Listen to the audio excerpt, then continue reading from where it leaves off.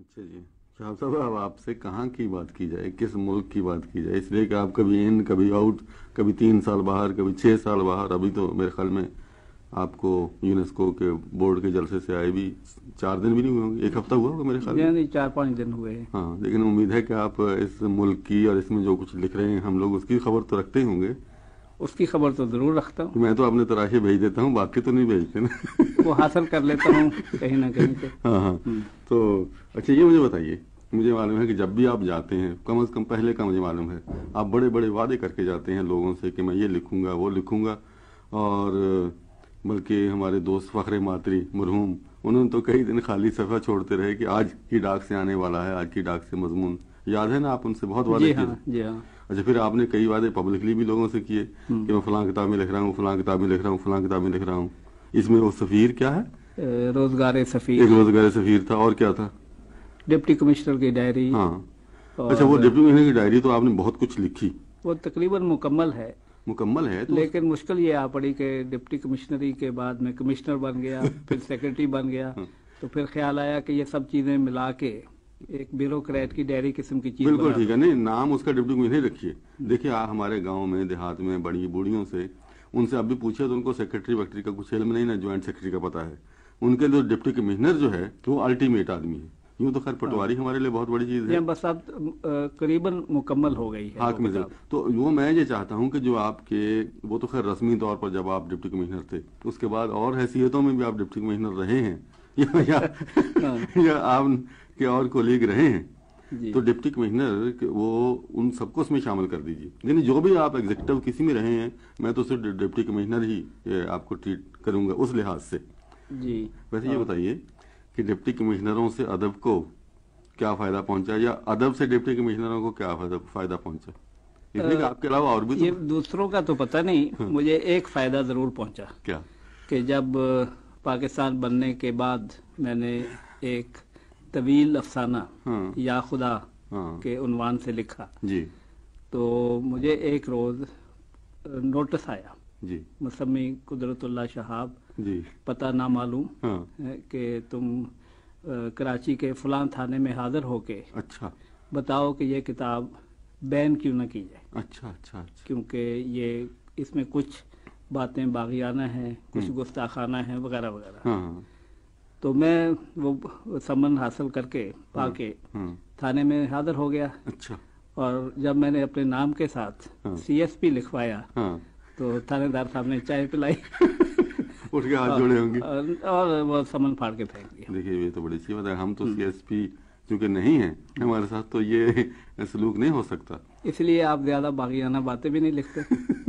لکھتے ہیں لیکن پردے میں لکھتے ہیں. ویسے آپ کے اس میں باغیانہ تو تھی، آپ کو کچھ نہ کچھ تو گرفت ہونی چاہیے تھی. اس زمانے میں یہ کتاب لکھ لینی، رب العالمین، رب المشرقین، رب المغربین والی، وہ تو اب بھی ہم پڑھیں، سچی بات یہ ہے کہ جی دہل جاتا ہے. اور بہت سی باتیں اب بھی ویلڈ ہیں اس زمانے کی. اسے شائع کرنے کی ہمت مجھے ایسے ہوئی کہ مولانا سلیمان ندوی صاحب جی مرحوم جی کراچی میں تشریف رکھتے تھے. جی. تو میں نے کچھ حصے جو مجھے خود ذرا گستاخانہ نظر آتے تھے جی ان کو پڑھ کے سنائے. جی. اور ان سے اجازت طلب کی کہ آپ اگر اجازت عطا فرمائیں تو میں اسے چھاپ دوں. جی. انہوں نے کہا مجھ سے پوچھو نہ. اچھا. جواب کا انتظار نہ کرو، چھاپنا ہے چھاپ دو، لیکن مجھ سے نہ پوچھو. ہاں. اور چھپنے کا قصہ جہاں تک مجھے معلوم ہے کہ پبلشر بھی اسے شاید نہیں ملا تھا. آپ کے بھائی نے چھاپی تھی یا کس نے چھاپی تھی؟ ہاں، میرے بہنوئی نے چھاپی تھی. ہاں ہاں، امین صاحب نے چھاپی تھی. ٹھیک ہے. تو بہر صورت اس کے بعد خدا نے اس کو مقبولیت دی. اب تو وہ سمجھیے ہمارے ادب کی زندہ و پائندہ کتابوں میں سے ایک ہے. وہ کتاب یوں سمجھیے، یوں تو آپ کا نام تو ہم بہت مدت سے جانتے ہیں، اور آپ کو لوگوں نے اب بطور شاعر آپ کی شاعری دیکھی ہے. میں نے تو عرب دنیا کے پرانے فائلوں میں 1943-44 میں بھی دیکھی ہے. اور یہ وہ زمانہ تھا جب، خیر ہم تو اب بھی مروب ہیں سچی بات یہ CSP نام نہ ہونے کے باوجود لوگوں سے. تو اس زمانے میں وہ ہر ایک کے ساتھ CSP جو CSP ہوتا تھا لکھتے تھے ICS. آپ کا نام قدرت اللہ شہاب ICS لکھتے تھے جی اور مولانا صلاح الدین مولانا صلاح الدین مرحوم لکھتے خاص تھے. طور پر. مجھے یاد ہے اور بھی ایک دو آئی سی ایس تھے, اس میں ہادی حسین صاحب تھے آئی سی ایس, جی ایک رحمت اللہ تھے شاید کمشنر اس میں, رحمت اللہ صاحب تھے. بہرحال زیادہ لوگ نہیں تھے. اکرام صاحب بھی شاید آئی سی ایس تھے. ہاں وہ بھی آئی سی ایس. ہاں شیخ اکرام آئی سی ایس. اس میں کچھ آپ نے ویسے آئی سی ایس جو لوگ ہیں یا تھے انگریزوں میں, انہوں نے بڑے بڑے کارنامے کیے ہیں ہمارے ادب کے بارے میں, اس ملک کے ادب کے بارے میں, پنجابی, سندھی, پشتو, بڑی بڑی کتابیں ترجمہ کی. دی لنگوسٹک سروے آف انڈیا, جو ایک بڑی مستند کتاب ہے بر صغیر کی بہت سی زبانوں پر, جی 27 جلدوں میں ہے. جی جی وہ ایک انگریز آئی سی ایس نے لکھی. ہاں اچھا, سورلے کی کتاب دیکھیے, اٹھائے نہیں جی اٹھتے. ٹیمپل بھی جہاں تک جس نے حکایات پنجاب لکھی ہے میرے خیال میں وہ بھی سول سروس ہی کا آدمی تھا. لیکن میں معاف فرمائیے کہ آپ کے کولیگز میں 2 4 6 کے کو چھوڑ کے, اور ان میں بھی چند صاحب تحقیق, کچھ افسانہ نگار, ناول نگار, ایک آدھ شاعر بھی ہے, وہ اتنی یہ روایت اتنی وسیع نہیں ہے. یہ کیا قصہ ہے کہ ہمارے ہاں اب جو یا آپ کے زمانے کے بعد جو لوگ سی ایس پی میں یا ان سول سروسوں میں لیتے رہے, ان کے ہاں ادب کا ذوق کیا ایک ڈسکوالیفیکیشن سمجھی جاتی تھی؟ ڈسکوالیفیکیشن تو نہیں, لیکن کوئی خاص کوالیفیکیشن بھی نہیں سمجھی جاتی تھی. ہاں یہ دوسری بات ہے کہ جب کسی ضلع کا حاکم ہو جائے تو وہ تو سب صفتوں سے متصف ہوتا تھا. شاعر ہوتا تھا, مشاعروں کے صدارت وہی کیا کرتا تھا, میوزک کی وہی کرتا تھا. ہاں وہی کیا کرتا ہے. نہیں وہ تو خیر, یہ تو طلسمی حروف آپ نے شاید 3 حرف اس پہ لکھا بھی تھا کچھ, 3 حرف پر, 3 حرفوں پہ کہ یہ جس کے ساتھ کیا گولڈن حروف ہیں. خیر یہ ٹھیک ہے. اب تو میرے خیال میں جب سے وہ سی ایس پی کا ختم ہوا ہے, بعض لوگ سابق سی ایس پی یا ایسا بھی کچھ لکھ دیتے ہیں کہ نہیں, کچھ نہ کچھ بار. ہاں کچھ کارڈ کے اوپر سی ایس پی لکھ کے اس کو کاٹ دیتے ہوں, ہلکی سی پینسل سے لکیر کھینچ دیتے. چلیے اچھا نہیں, اب یہ بات آپ کی کتابوں کی ہو رہی تھی. دیکھیے آپ کی کتابوں میں یا خدا کے بعد آئی نفسانے, وہ تو اب ملتی نہیں ہے. اس کے بعد ماں جی, اور میں سمجھتا ہوں آپ کا اس کے بعد بڑا کارنامہ ماں جی ہے. اچھا اپنے طور پر اس میں اس کے افسانوں کی بات نہیں کر, صرف اس ایک افسانے کی بات کر رہا ہوں, کیونکہ اس میں اور بھی بہت اچھے اچھے افسانے ہیں. میں صرف 1-2 ادب پاروں کی جو میرے ذہن میں اس طرح جمے ہوئے ہیں, یا خدا کے بعد ماں جی.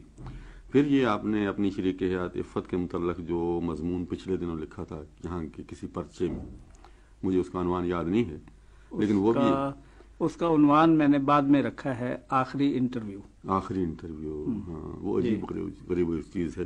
اور یہ ڈپٹی کمشنر کی ڈائری کے بارے میں آپ نے ہمیں بہت ترس آیا, اس لیے کہ اس کے کچھ حصے فریگمنٹ شائع کر دیے.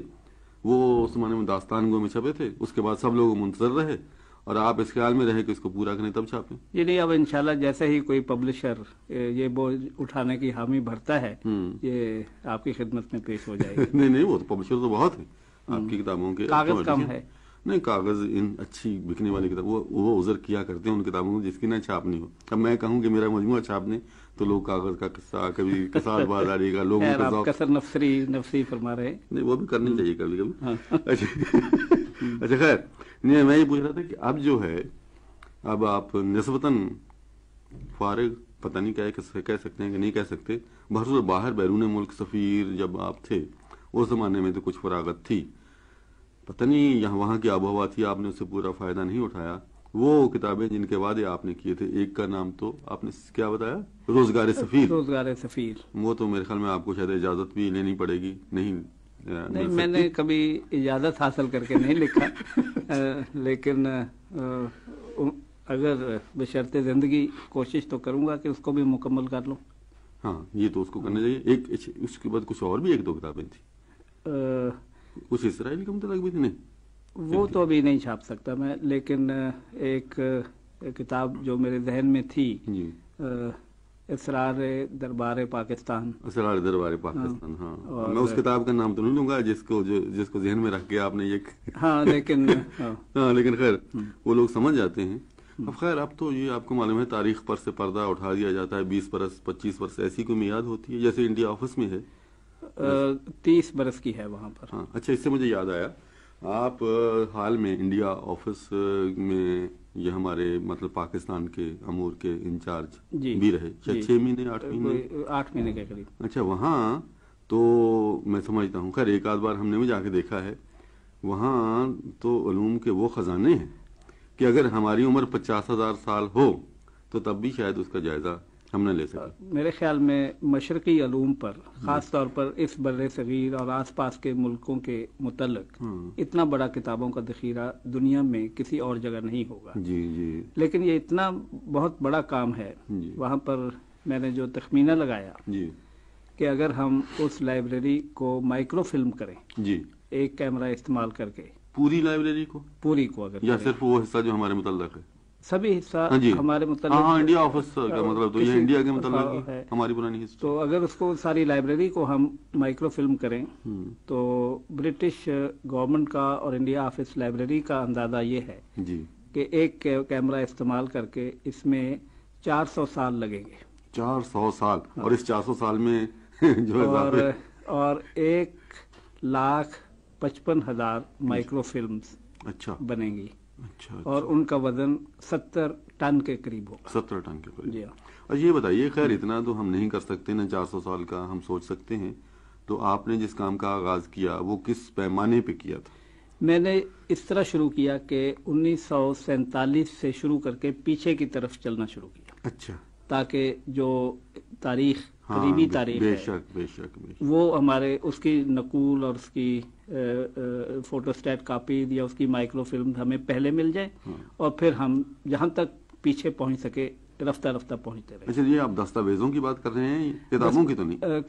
کتابوں تک ابھی نہیں میں پہنچا تھا. کتابوں میں صرف میں نے ٹیپو سلطان کا خواب نامہ، اچھا، اس کو مائکرو فلم کرانا شروع کیا تھا. اچھا. یہ عجیب و غریب کتاب ہے. اچھا. اور بس ایک ہی جلد ہے اس کی جس ٹیپو سلطان کے اپنے ہاتھ کی لکھی. جی جی جی. اور وہ ہمارے لیے تو بہت ہی بڑا قیمتی سرمایہ ہے. ویسے شہاب صاحب، ایک زمانے میں اس لائبریری کی تقسیم کا بھی سوال اٹھتا رہا ہے، لیکن بعض لوگوں کی رائے یہ ہے، اور میری رائے اس کے خلاف نہیں ہے، حالانکہ آپ نے پوچھی نہیں، کہ اگر یہ خزانے ہمارے آبا کے ہمارے پاس ہوتے تو اب تک تباہ ہو چکے ہوتے. ان کو پریزرو جس طرح ان لوگوں نے کیا ہے اس طرح ہم نہیں کرتے. ہاں، پھر بھی ہمیں اس کی تقسیم کا سوال تو زندہ رکھنا چاہیے تاکہ کم از کم ہمیں ان کی نقلیں ہی مل جائیں. ہاں خیر، نقلیں ہی مل جائیں، نقلیں لے لیجیے، وہ بھی مل جائیں، کیونکہ اصلیں اگر آپ آ گئی تو اصلیں پھر آپ محفوظ نہیں. سب آپ جیسے تھوڑی ہوتے ہیں، آخر ہم جیسے بھی تو ہوتے ہیں جن کو کس کی قدر نہیں ہوتی. بہت سے خزانے ہمارے دیکھتے دیکھتے تباہ ہو گئے. یہ چیز تو رہتی ہے. بس میرا تو وہ کام، اب آپ تو واپس آ گئے ہیں، میرے خیال میں کام تو وہ جاری رہے گا. حکومت نے یہی فیصلہ کیا ہے کہ وہ کام جاری رکھا جائے گا اور رفتہ رفتہ ان ضروری کاغذوں، دستاویزات اور کتابوں کی نقلیں یہاں آتی رہیں گی. ہاں یہ ٹھیک.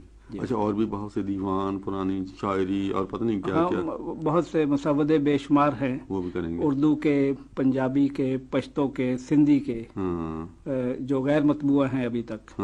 یہ ٹھیک ہے. صرف سندھی زبان کے 400 کے قریب مینوسکرپٹس ہیں. بلکہ شاہب صاحب، میرے تو خود اپنے غیر مطبوعہ مسودے میرے لکھے ہوئے اتنے ہیں کہ جی چاہتا وہیں بھیج دوں، کیونکہ یہاں تو پبلشر ملے گا نہیں. اب سے 400 سال بعد ہی وہاں محفوظ رہیں گے، مخطوطے بن جائیں گے.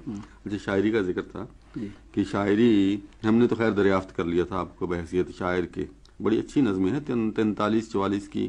کالج کا زمانہ ابھی ختم ہوا ہوگا، بس تو ابھی حال میں تھی. اصل میں یہ ہے کہ جب دل پہ چوٹ پڑے تو نظم اور غزل ضرور ابھرتی ہے. تو ابھی حال میں پرچے میں، ہفتہ وار پرچے میں اور ماہوار پرچے میں نے ایک آپ کی نظم دیکھی تھی. وہ بھی آپ نے عفت اپنی شریک حیات کے انتقال پہ لکھی تھی. اور پھر مجھے معلوم ہوا کہ آپ اور بھی لکھ رہے ہیں آج کل.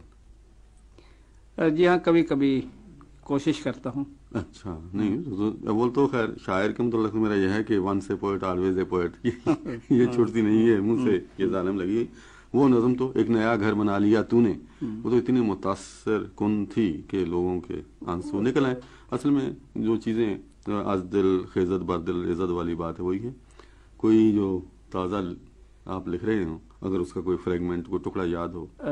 پوری تو یاد نہیں ہوگی اور مکمل بھی نہیں ہے. یہ کوئی نئی ہے جن یہ غیر مطبوع ہے؟ غیر مطبوع. اس کے 2-3 اشعار مجھے زبانی یاد ہیں. جی فرمائیے. آپ ہنسیں گے؟ نہیں ہنسیں گے کہ آپ کی نقل میں لکھا ہے، بلو کا بستہ آپ نے لکھا تھا نا بچوں کے لیے. اچھا. یہ میں نے ذرا بڑے بچوں کے لیے. خیر دیکھیں. جاڑا آیا، جاڑا آیا، مونگ پھلی چلغودے لایا. جی. ہم تم مل بیٹھے تو گویا کشمش اور بادام، گرمی کا موسم جو آیا، باہر محنت اور پسینہ، جی اندر سردے گرمے لیچی ٹھنڈے میٹھے آم، خوب برکھا رت کی بات نہ کرنا، ہاں برکھا رت تو بیت گئی، ہوں، تیری آنکھوں میں ایک آنسو، ہوں، میری آنکھوں میں طوفان، خوب بس ایسے ہی چلتی ہے آگے۔ ہاں ڈاکٹر صاحب، یہ تو پوری نظم ہے، اب اس میں اور کیا تکمیل کی ضرورت ہے؟ میں پہلے سمجھا واقعی آپ نے بچوں کے لیے لکھی ہے، یہ تو بہت ہی گمبھیر جیسے کہتے ہیں برکھا، پھر ہم جاتے ہیں نا واپس اس کی ابھی طرف۔ پت جڑ کے ہیں وہ اچھا۔ ذہن میں زبانی یاد آ نہیں رہے، ہاں ہاں پت جڑ، ہاں، بہرحال ہمارے لیے تو پھر بہار کا موسم بھی آنا شاعری کے لحاظ سے ضروری ہے۔ ہاں۔ اچھا، افسانہ آپ نے بہت دن سے نہیں لکھا اب، جسے کہتے ہیں افسانہ، اور ڈرامہ تو ایک آدھی آپ لکھ کے رہ گئے، لال کی۔ افسانہ اصل میں حقیقت زندگی پر اتنی چھا گئی کہ افسانہ لکھنا کمزور پڑ گیا۔ اچھا، آپ نے ایک زمانے میں لکھا تھا سرخ فیتا، جی ہاں، پھر میرے خیال میں خود سرخ فیتے میں الجھ گئے۔ خود اس میں اتنے الجھے، اتنے گرفتار ہوئے کہ ابھی تک بندھے ہوئے ہیں۔ ہاں نہیں، اس میں یہ ہے کہ ایک وہ تھا یا اور بھی کوئی ڈرامہ ایک آدھ تھا میرے خیال میں، یا وہی ایک آثار قدیمہ آثار قدیمہ، ایک ہاں، تھا۔ بڑی سی تنظیم تھی۔ جی ہاں۔ نہیں، اب میں سمجھتا ہوں کہ اب آپ پھر لکھنا شروع کریں، یہ شاعری بھی اور اس کے ساتھ وہ بھی۔ آپ داد دیتے رہیں گے تو میں لکھتا رہوں گا۔ داد میں ہے کہ میری ایک داد سے کیا بنتا ہے، یعنی میں تو ہوں ہی آپ کا بہت میں انشاءاللہ کوشش مدعا، لیکن یہ ہے کہ لوگ پسند جو کرتے ہیں اس کا آپ کو اندازہ ہوا ہوگا، لوگوں کے خطوط آتے ہیں، یہ آتے ہیں وہ آتے ہیں۔ اچھا، میرے خیال میں اب آپ وہ ادیبوں کی تنظیم بندی وغیرہ اس سے تو آپ فارغ ہیں آج کل؟ اس سے خدا کا شکر ہے کافی حد تک۔ اچھا، مجھے یہ پوچھنا ہے اس سلسلے میں، پرانے لوگ تو یہ کہتے تھے، ممکن ہے مراد رؤوف صاحب اپنے غرض سے کہتے ہوں کہ صاحب جب تک ادیب بھوکا رہے تو بڑا عمدہ ادب کریٹ کرتا ہے، اور جب اس کو کھانے کو مل جائے اور پیٹ بھر جائے تو وہ پھر نہیں لکھ سکتا۔ تو اور دوسری طرف ادیب کہتا ہے کہ صاحب جب میرے پیٹ ہی میں کچھ نہیں ہے تو میں لکھوں کیا؟ تو آپ کی اس بارے میں کیا رائے ہے؟ میں نے تو اپنی ذاتی زندگی میں دونوں رنگ جی دیکھے ہیں۔ جی، میرا خیال ہے اس سے کچھ فرق نہیں پڑتا کہ کھانے پینے کے لیے ہے یا نہیں ہے، فرق اس بات پر پڑتا ہے کہ آپ میں لکھنے کی امنگ، ہاں، وہ تخلیقی ارج ہونی چاہیے، جسے کہتے ہیں، وہ کب پیدا ہوتی ہے اور کیسے پیدا ہوتی ہے۔ ہاں، تو وہ بھوک میں بھی ہو سکتی ہے، وہ کسی وقت بھی ہو سکتی ہے، بعض خوشحال لوگوں نے بھی لکھی ہیں چیزیں، پرشکمی میں بھی ہو جاتی ہے۔ لیکن یہ میں عرض کروں کہ جو محنت آپ کے طالب علمی کے زمانے میں یہ ہمارے بڑے بڑے ادیب کیا کرتے تھے، کرشن چندر ہوں یا منٹو ہوں یا کیا ہوں، وہ محنت ہم جو آپ سے کچھ سال بعد آئے ان ہمارے زمانے میں نہیں، کیونکہ ہمارے زمانے میں نوکریاں بھی ارزاں تھیں اور روزگار بھی ارزاں تھا، تو محنت کا وہ مسلک کہ آپ نے افسانہ لکھا اور بڑے ذوق و شوق سے 30 روپے 25 روپے طے ہوئے، اس کے لیے 10 پھیرے آپ کو کرنے پڑتے تھے، تو یہ تو سچ ہے کہ اس زمانے میں جو ادب لکھا گیا یہ ہے دوسری جنگ عظیم کے شروع کے آس پاس، اس سے پہلے، تو اس کے بعد کم۔ لیکن اب بھی میرا تو خیال ہے کہ اچھا ادب لکھا ہی جا رہا ہے، بہت سے نوجوان ادیب بڑا اچھا لکھ رہے ہیں، جی، صرف پڑھنے والوں کا شاید معیار بدلتا رہتا ہے، اس لیے ہمیں کبھی احساس ہوتا ہے کہ ادب پر جمود چھا گیا، لیکن میرا خیال ہے کہ یہ فرضی باتیں ہیں، ہر دور میں ہر زمانے میں سوچنا، لکھنا، پڑھنا جاری ہی رہتا ہے۔ اچھا، ایک سوال میں آپ سے رسمی صاحب پوچھنا چاہتا تھا کہ آپ کا پسندیدہ ادیب کون ہے؟ پھر میں اس لحاظ سے نہیں پوچھنا چاہتا تھا کہ کہیں آپ فیض کا نام لے دیں میرا نہ لیں یا کسی اور کا، پھر مجھے شکایت ہوئی۔ نہیں، آپ کو سچی بات بتاؤں، اردو میں تیرتھ رام فیروز پوری، خیر ہمارے بھی وہ فیوریٹ تھے، جس نے شرلک ہومز کے کینن ڈائل کی کتابوں کا ترجمہ کیا بہت، اور وہ ابھی چڑیا کی تکی، سنہری بچھو، اور معلوم نہیں کیا، اور انگریزی میں P G Wodehouse. P G Wodehouse, اچھا، وہ آپ کا فیوریٹ ابھی تک ہے۔ اچھا، خیر پی جی ووڈ ہاؤس تو سچی بات یہ ہم زیادہ نہیں پڑھا، ہمارا تو اسٹیفن لیکاک ہے، لیکن تیرتھ رام فیروز پوری یہاں میں جو کچھ علم یا جو بھی آپ کہیں میسر ہوا ہے، تیرتھ رام فیروز پوری کا اس میں بہت دخل ہے، میٹرک تو ہم نے پاس ہی، آپ میں اور مجھ میں یہی ایک مشترک قدر ہے، تیرتھ رام فیروز پوری۔ چلیے، یہ ہمارا آدھے اعظم تو نکلا ہے، باقی آپ ووڈ ہاؤس کی تقلید کریں، تقلید کیا، یعنی مطلب یہ ہے کہ جو پسندیدہ ہو وہ آپ پڑھنے کی کوشش کریں۔ ہاں، میں نے کوشش کی، معاف کیجیے۔ ہاں، تو یہ ہے کہ پھر بہت اچھا ہے، بہت اچھا ہے، لیکن ایک تو میں اس کی بہت کتابیں دیکھ کے کہ اگر ایک پڑھی اور پسند آ گئی پھر ساری پڑھنی پڑے گی؟ چیز سب میں ایک ہی ہوتی ہے، اچھا، سٹائل مختلف ہوتا ہے۔ بس اب ہماری تو یہی ہے درخواست، بلکہ خدا سے دعا ہے کہ یہ آپ ان فرصت کے لمحات کو اور اس سارے تجربے کو جو آپ کو زندگی میں حاصل ہوا، اچھا برا، خوشگوار ناخوشگوار، اب یہ وقت ہے کہ آپ دروازہ بند کر کے اندر سے قفل لگا کے لکھنے کے لیے بیٹھے، اس لیے کہ دوسرے کام تو اور بھی لوگ کر لیں گے، لیکن یہ لکھنے کا کام، کوشش اور ارادہ جو یا انشاءاللہ یہی ہے۔ ہاں، تو خدا اس ارادے میں استقامت۔ شکریہ۔